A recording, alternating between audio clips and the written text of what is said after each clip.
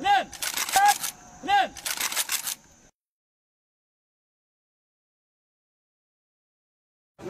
نهنئ شعبنا الجنوبي ونهنيهم تخرج هذه الدفعة الثامنة من المقاومة الجنوبية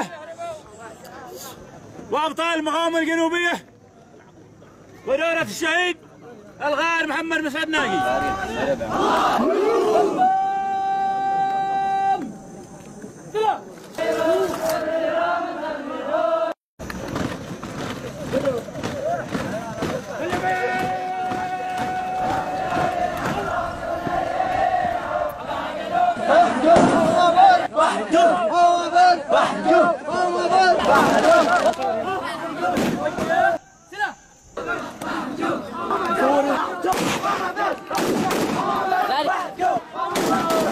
واحد اثنين ثلاثة سوري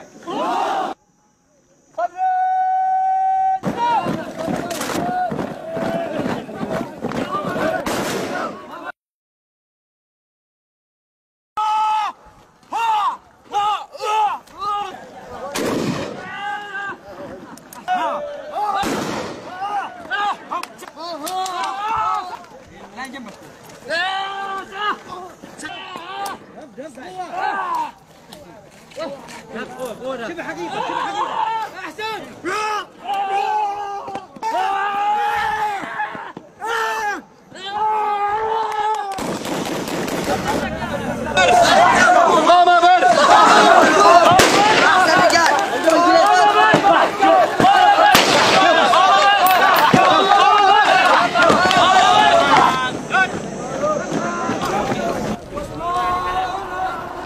إن الجنوب ينتظر منكم حق تغيير مصيره واستعادة دولته بقوة السلاح.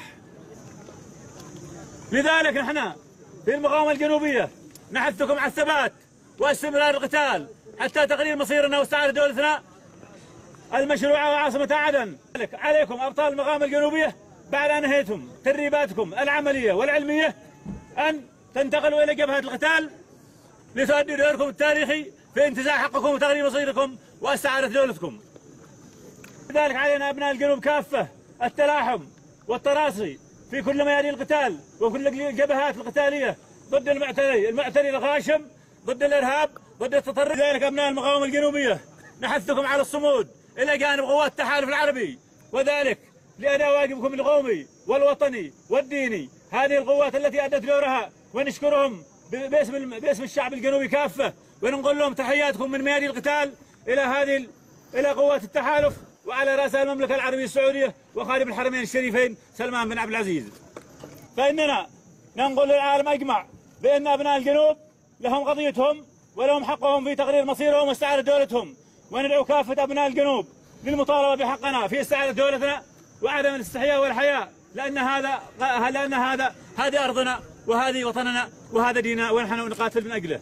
لذلك أبناء الجنوب في ختام هذه الدورة نحن نؤكد عليكم على الذهاب إلى جبهات القتال وأداء واجبكم الديني والأخلاقي والوطني أمام شعبكم ووطنكم. أمامكم مهام جسيمة في ميادين القتال في كل أرض الجنوب المحتل، وأهم ميادين القتال في العاصمة عدن إن شاء الله تعالى.